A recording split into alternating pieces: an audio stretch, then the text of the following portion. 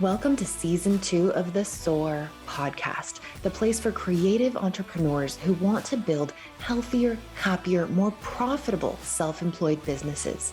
I'm your host, Ray Hyde Cornell, business mentor at Chiron Consulting and CEO and senior copywriter at Cornell Content Marketing. Get ready to soar.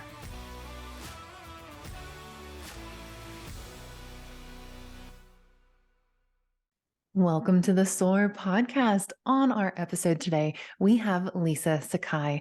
Lisa, tell our listeners what it is you do, who you work with, and how you help them. Sure, absolutely. Thank you first and foremost for having me on. I'm really excited to be here. So I do financial planning. Before everybody rolls their eyes, we do it a little bit differently because I know money can be a difficult, stressful subject for people. So we do bucket list planning. I work a lot with women and especially women executives.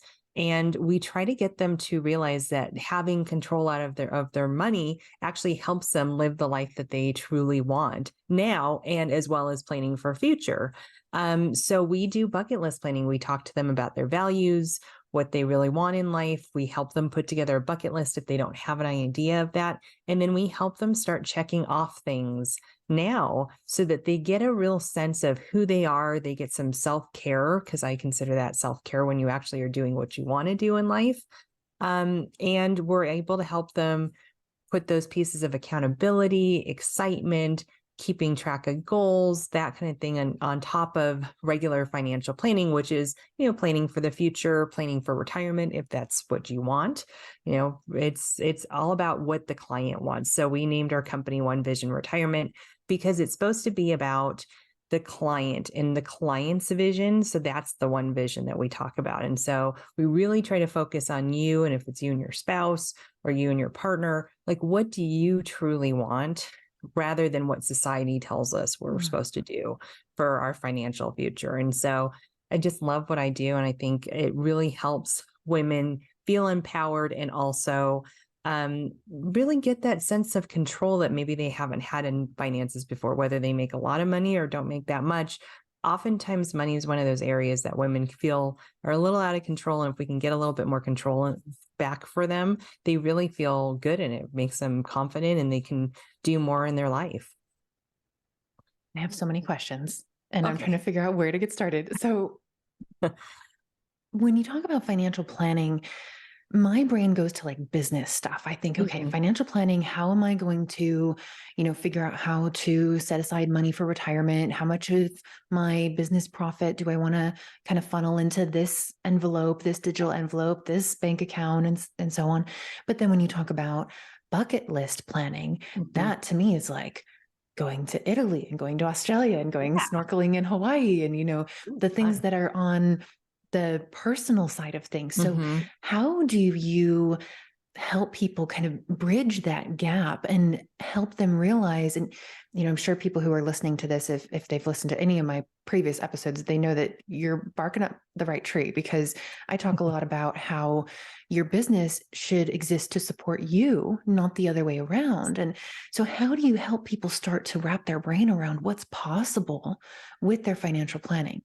Yeah, I think that's a great place to start. So I love that you characterize what you thought financial planning was, because a lot of times people don't really know what financial planning is. They just kind of have pieced together some things. I always say it looks like a bad version of Wall Street a lot of times in people's minds. And so really, to me, financial planning is whatever that person wants. It's really helping take strategies in areas of, where do you save your money, investment management. Sometimes we're not tax advisors, but sometimes working with CPAs and things like that to help you on that side of it. Really finding strategies that actually fit for what your goals are. So really, I think of financial planning as more goal planning, that we use money to help facilitate those goals. And so it can be a business owner, and it can be somebody who works in corporate or something like that. But really, to me, financial planning is about how do you control your money. And that's where you have that kind of juxtaposition or that bridging of going snorkeling in Hawaii, which sounds amazing, and putting money away for your future.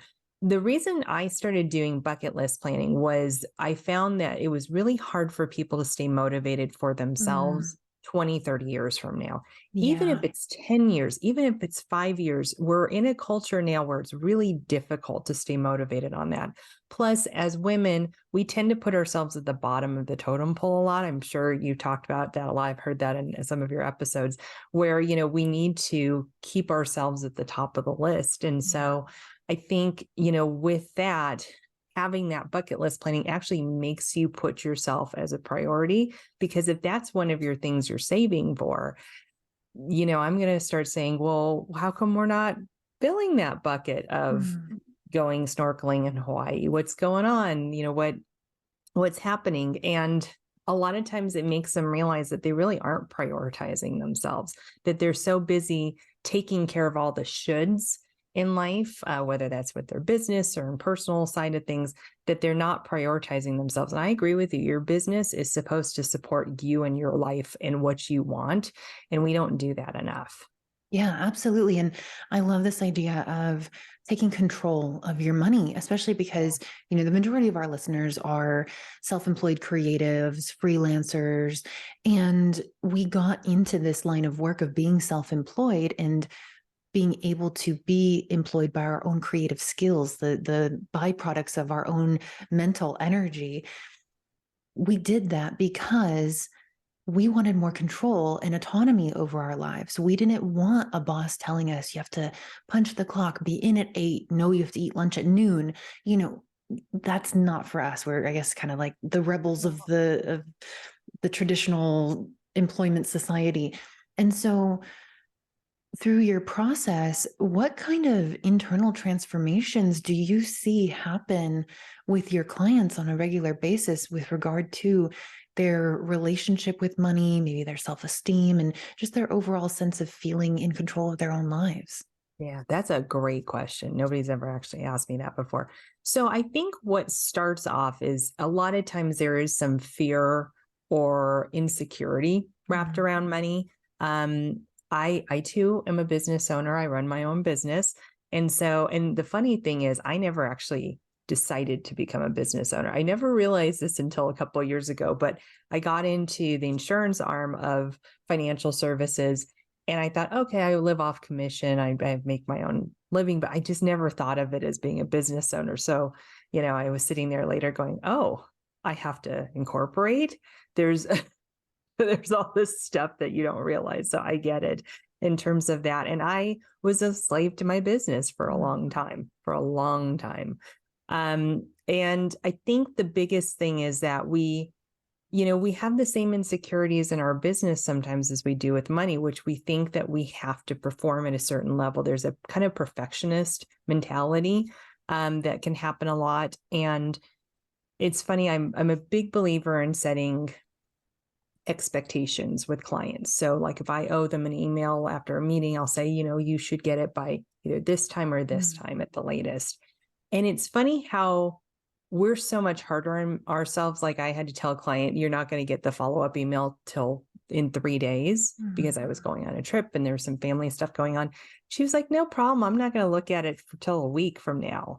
But that was my insecurity that was coming out in that. That was your should. I should get this to her right away. Right away. Yeah. She needs it. I'd be losing momentum. It's that perfectionist mentality where the client had no intention of even looking at it till later on. And didn't hold me to that same standard. And we do that with money too. So when it comes to money, it's a lot of those shoulds like we talked about. And basically it's things like, I should be saving $1,000 and putting it in retirement. I should have 3 to 6 months of emergency fund. Now that one, I would say most people should have that, but it doesn't mean that that's got to be the place you start. This is a big one. And I'm a proponent of owning a house. I'm a proponent of having, as low of a mortgage payment as possible, but everybody will tell me that they want their house paid off. Okay, great. But when I actually put that into action for them, I would say over half of them really aren't that motivated by it because that's something society's told us to do. Right. And so I think through this process, The women that I work with and the family and then their families, I work with their spouses as well and stuff. But I think they start to see that they actually have the choices in life and that there's no judgment sitting on this side of the table. They can tell me that they want to do whatever they want, and we can make that work as long as it's legal, of course, and that kind of stuff. But essentially, there's no ceiling on this. There's no, we always talk about the glass ceiling in corporate, and that's why a lot of women do break off and start their own business, because they don't like that aspect of it and they don't have it in their own business. There's no glass ceiling when it comes to your finances. And that's the thing, is that they start to feel this sense of freedom, and then they rely on us to make more and more advanced decisions on their finances. It might start with just saving, but then we move into tax planning and other things like that can help them in the long run. And so I think it's a sense of empowerment, transformation that really happens. I also encourage a lot of my ladies to kind of get educationally involved in their finances rather than saying, well, you do it because I trust you. I try to get them a little bit more involved in that, just because, they have to be somewhat independent on that side of it, because maybe one day I win the lottery and I'm off in Bali and I'm not taking care of you anymore. You need to know what's happening. I wouldn't do that, but but essentially, you need to kind of know what's happening with your finances. So I do these little baby steps to help them kind of get some more education and therefore a little bit more confidence when it comes to their financial situation. And I imagine as part of the process, one of the things that I do a lot with my clients is helping them figure out their pricing. And what I do is, instead of going, okay, so how much should you be charging for a logo or a blog post or whatever, and going to Google and asking Google what you should be charging, I say, okay, let's look at exactly what you want to be spending your money on. List out your personal expenses, list out your business expenses, then list out your nice to haves, your I wish I had, like a retirement account or a savings account for your future home or whatever the case may be. And then let's take that biggest number that you quote unquote need to earn every month. And then let's break that down into, okay, so in order to hit that number, what do you need to make per hour or per project? And it's amazing how achievable it looks when you break it down that way. You list out all the things that you want, and then you do the math and you're like, wait, I could totally make $1,000 per project. Like, I just need to target the right clients and package it the right way, And so I imagine that through this process, and you follow a very similar model where you start with, what do you want? What's the big picture? What's your vision? And then you reverse engineer, okay, how are we going to get to that from where you are now? I imagine that makes the intimidation factor just vanish. Yeah, it does over time for sure. I love that you take them through that process. That's so unique to do that, because usually I think that's it's such a better way for women to justify what their price is, because there's always that, I do the same thing where I'm like, I shouldn't charge that much. That's not, and it's really about internal worth. And I think that's super smart to do it that way, because it's completely justified and you've done all that work. You better charge that, because you've just spent so much time building out all of your expenses to see what it looks like. I think that's great. Yeah, I would say it does bring a sense of understanding about themselves. I think that they truly get to understand what they want, and they feel less selfish about it, which is really important. When it comes to money, yeah, exactly. It becomes like a materialistic thing, like stuff like I'll have a client say, oh, I really want to go to Bali. And then they kind of shy away from that because they think that that's a materialistic want, that's not something that they really should want. Or I have, people who, well, I'll use my husband for an example. He's not a female, but yeah, but he he's always talked about having a Corvette. And we put together an idea to have an actual fund for his Corvette. And he's funny. He was looking at stuff and he's like, oh, we don't really need to use that for a Corvette. And I said, but here's the thing is I want to have money saved so that if you find that perfect deal, or if you find that perfect car, that you have the money set aside to do it in a guilt-free way. Yeah. And it's funny, he does this, we do this for our own planning. This is why I started doing this with clients, is I was realizing that they weren't doing this, that this was kind of a unique thing that my husband and I did in our lives. And so it's funny though, he still was kind of taken aback and he's like, that's true. And I said, it's guilt-free money because it was saved for that. And if you don't use it for that, it's okay. You use it for what you want to use it for. And I think that's it, is giving ourselves permission to have some of the more selfish things in life. I'm not even going to say selfish, more of the self-care kind of things in life, because I think that's self-care, really. Absolutely, it is. And it's when you're working this hard and you're pouring all of yourself and all of your energy into building a functional business, you need to reward yourself just the same way. If you were an employee, you would expect maybe a Christmas bonus or some kind of recognition of being there for 5 years, or, something. And how can we expect ourselves to not burn out if we don't do that for ourselves? And there are so many more pieces of this that I want to go into, particularly the practicalities. We are going to take a super short commercial break and we'll be right back. Hey, it's Ray. Over the past 5 years, I've been fortunate enough to work with tons of freelancers and self-employed creatives, helping them build healthier, happier, more profitable businesses through private mentoring.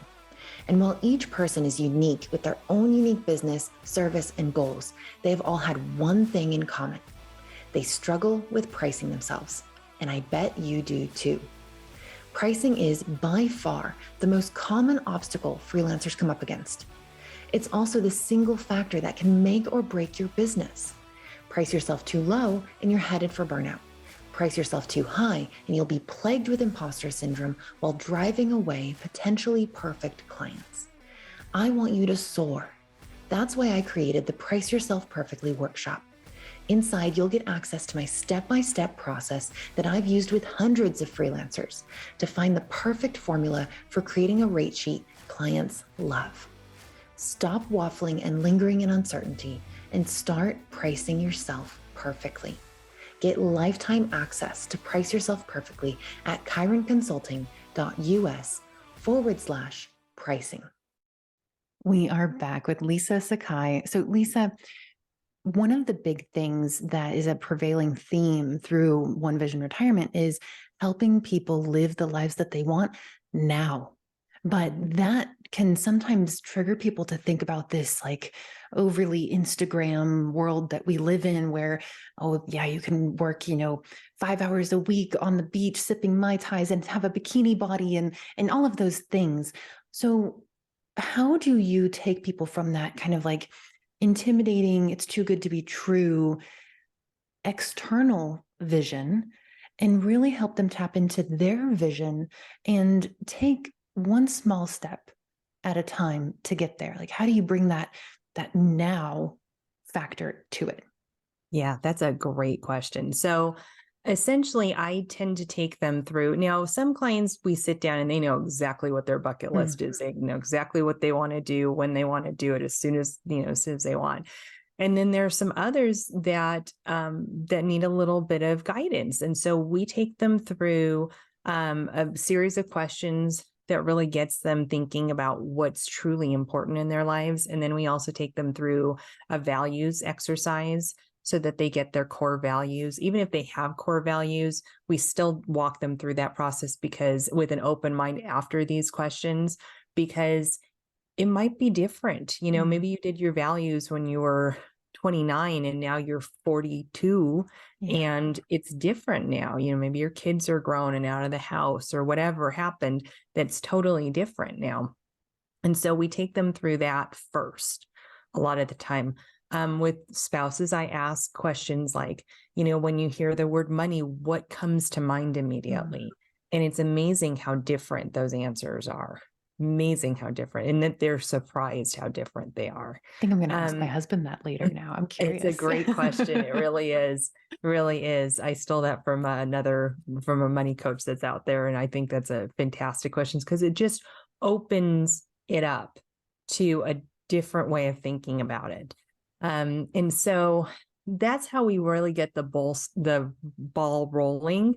And at that point, then we really start talking about like, what's our first thing we're working on? And I don't take bucket list items and just have a huge long list. We find one that's truly motivating for them. And then we build it alongside their longer term goals and their longer term savings and their longer term plans, so that they're not solely focused on that. And so that helps ease that now factor a little bit. It helps those who tend to take trips all the time without thinking about it, because I would say that that's not controlling your money at all. It helps them control their money better, so that they're having those experiences that they truly want, rather than too many different experiences that are not that important to them, really. Yeah. Having some intention behind it. Exactly. That's a great way of putting intention. I definitely will borrow that from now on. So, and then essentially building that alongside some longer term strategies, more traditional kind of financial planning stuff, helps kind of balance that world. So you're getting to the now a little faster, but you're also preparing yourself for future now moments. And also, if you want to retire, how does that look? What does that look like? It's building a sense of purpose now, so that you know what retirement looks like if you do want to retire, because there's so many people who don't want to retire now, which is completely fine. My thing that I always ask though is, when do you want the choice? When do you want the financial independence to say, I don't have to do this anymore, or I can make a change? Maybe you love doing graphic design all these years, but now you've been kind of thinking you want to do website design, and that's a whole set of different education you need to get. When do you want to be able to make that change without having financial ramifications in your life? So it's independence. And I feel like, when I first started freelancing, this was 16 years ago, and I didn't know that this was going to be my life. I was on track to be a counselor in the prison system. I thought I was going into very government regulated, kind of like formal organizations that are going to provide a pension and all of these things. But back then, even if I did think, okay, long term, I'm going to be a freelance writer, I never would have thought that anything traditional employment would be available to me, like a self-funded IRA or health insurance. That's a huge one. And since my husband retired from FedEx in October, we're recording this in April of 2023, he retired in October of 2022, we had to figure out our own self-funded health insurance.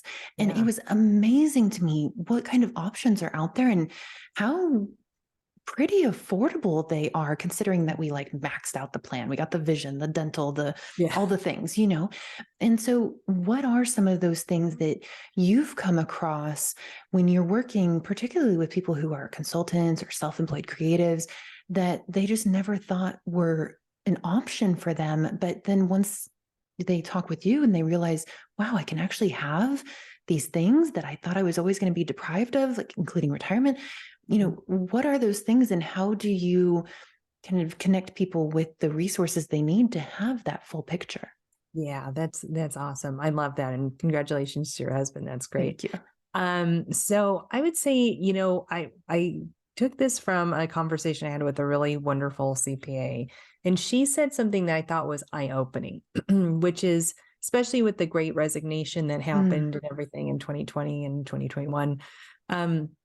She said, you break away to become your own business owner, and yet you treat yourself worse than you were treated as an employee. And I said, what do you mean by that? And she said, well, you had a 401k that they matched. Are you matching your own 401k? Are you even contributing to anything? You had benefits. You had healthcare being supplemented. Are you even providing healthcare for yourself?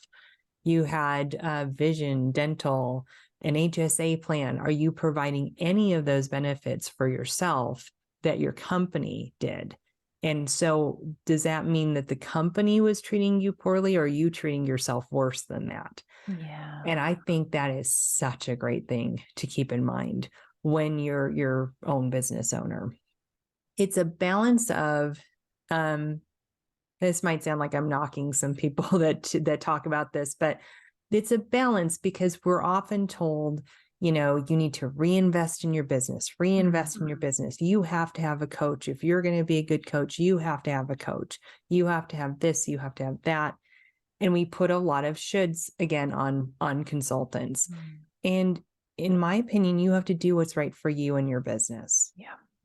And not putting benefits in place because you're constantly reinvesting in your business is not really taking care of yourself. It's taking care of your business, but you're letting yourself go that way. Yeah. And so when we start talking about things like that, people start to realize that maybe the coaching, half the time I'll sit there, especially with, most of my business owners are solo entrepreneurs or have a virtual team and pretty small business owners. And, in size, I mean, not necessarily in revenue. And essentially they will sit there and we'll go through things. And I say, how much has this really helped your bottom line? How much has this really brought more to the table for you? And a lot of times we don't do that process that you talked about for knowing how to charge. We don't do that on programs we're in. We don't do that for mastermind groups we're part of. We don't do any of that stuff. And if you really take a look at profitability wise, are you really getting much from that? And we also have to take into consideration time as well. We always talk about money, but at the same time, your time is so valuable for that work-life balance part of it. One thing we can't get back. We can always make more money, but you can't get the time back. Exactly. And how much time are you spending in areas that aren't really pushing the business in the direction you want to push it to? Right. And so when we start talking about that and how, we're taking care of the business, but is that really taking care of you? That's when I think that the light bulb goes off and they say, oh, that makes complete sense. Because I don't know how many times I do this too. I built my whole business off of networking, and, I go do networking because that's what I'm supposed to do. And then I stand there and go, none of these people are my client in the room, and they probably don't know my client. Right. So I don't necessarily think that's a good use of my time or money, no matter if it was $2 or $100, And so we do that a lot to ourselves. And we really just have to prioritize that was an hour I could have spent doing yoga or walking on the trail or, I don't know, buying my new bike or whatever it is that we were, we're taking away from our personal time, because then that's an hour you have to make up in business time. Well, and this idea of constantly reinvesting in yourself, I think this really stems from this level up culture of, get to the next level, be a 6-figure freelancer, be $1 million freelancer. It's just like I blame social media personally. I hate social media. I'm going to blame social media. But it's this culture that we're in of push, push, push, get to the next level, get to the next level. And this probably sounds weird coming from someone who, one of my businesses is business mentoring for freelancers, but sometimes the right decision is to not reinvest in your business and just enjoy the plateau for a little bit. Enjoy being comfortable, enjoy where you are. Stop trying to hit that next level, and instead enjoy the stability of knowing where everything is, knowing all of your clients, not having to bring in new business, and maybe doing something for yourself that recharges your batteries instead of constantly sprinting up the hill to that next vantage point. Yeah, I absolutely agree with that. And it's funny, I was just having a conversation with a networking friend of mine. I'm going to keep the details very loose because I don't want to put it out there for her, but she had a business for over 20 years and it's falling apart right now. Yeah. And it's funny though, the sense of relief she has, because she knows the direction she's going to take it, which is to sell it essentially. It's amazing the sense of relief she actually has from that, because she was so busy trying to scale it up. And now she's just trying to keep it together to sell. It's funny. She just looks so much calmer. She looked like she was a little bit more well rested. So I agree with you. Sometimes those plateaus, or saying I took it to where I could take it, and now I'm okay just stepping back and being a little less. That's not seen as, you're right. That's not popular right now. It's very much like, how do I scale? How do I do this? Everything is about offloading it to a virtual assistant or this or that, because you have to scale the business. You don't have time to do that. You have to do, and it's funny the amount of shame you get when somebody tells somebody, I don't have a virtual assistant, or I do my bookkeeping myself. It's like, why are you wasting your time? I do my own bookkeeping. I don't consider it a waste of time, because I figure I know what's going on in my business. I know what I'm spending money on. I know, that things, the subscription happened again, and I don't even want that anymore. I can argue with them and get my money back, but you don't know that if you have somebody else doing some of that stuff. And so, because we're so busy scaling, we're not actually taking care of our business and really ourselves in that case, at the moment. I totally agree with you. And that really comes full circle to what we were talking about at the beginning, with not being a slave to your business and making sure that you're prioritizing that bucket list of, why are we doing this all in the first place? Quite honestly, we all start our businesses for different reasons, but I guarantee you, every single person I have ever worked with in the freelance creative world has always said there is one common theme amongst everyone, and that's freedom. And if you just allow yourself to be a slave to your business of constantly, I got to level up, I got to get another client, I hit, $2,000 this month, I've got to hit $5,000 by the end of the year, I've got to hit $75,000 in revenue next year. If you're constantly doing that to yourself, when do you get to sit and enjoy the life that you wanted and that this business was supposed to allow you to have? Yeah, absolutely. I think that's a huge thing. And I learned that really pretty recently. I was, like I said, I was kind of a slave to my business as well, because, we're always taught the more time you spend in front of the computer, the better off your business is going to be, which it never is. And I made some life changes in terms of, I wouldn't do yoga at night, because I had business to do. I had to get that email off. The client expected this. The client didn't expect anything. I made that expectation for myself.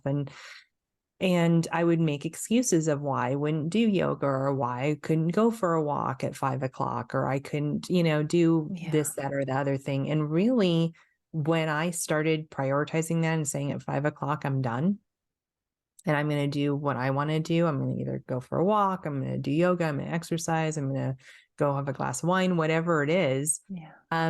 It's funny, the amount of emails, it's like the universe knows the amount of emails and messages and stuff I got after 5 o'clock have diminished a lot. Yeah, you set that boundary. I'm not spending that time emailing them at 5 or 6 or 7 o'clock at night, so they're not responding back. Exactly. You're not sending the signal that you're available at all hours of the day or night. You have a life, and you compartmentalize your business, and then suddenly everyone around you starts to take notice. And I think you've probably opened some people's eyes and opened up their minds to what's really possible for not just their financial planning, but for the way that they've designed their businesses and their lives. And is one shaping the other? So, Lisa, where can people check you out if they want to learn more about you, learn more about your philosophy, and potentially even work with you? Yeah, so probably the best place to kind of just get more information, see what I'm all about, is on LinkedIn. So it's just Lisa Sakai. You just search for me and I pop right up. And essentially, I put posts every weekday. I take the weekends off. So every weekday I have posts up there. I do LinkedIn newsletters, different things like that. That would be a great place to connect. And you can always DM me for more resources and things like that. I do have a piece that a lot of people are utilizing right now, which are baby steps your way to financial independence. And there's 15 of them. So if you want that, they can DM me. I know you're going to link to it as well in the show notes. So, that's a great way to start getting that little bit of balance in your life. Because if you think of money as control to get to financial freedom, this is really self-care, these steps. They're not burdensome. I tried to make them so that they were really easy to do. And it was easy to do some self-care for yourself every day. Thank you so much for being here, Lisa. This is great. Thank you. Thank you so much for having me. This was a great discussion.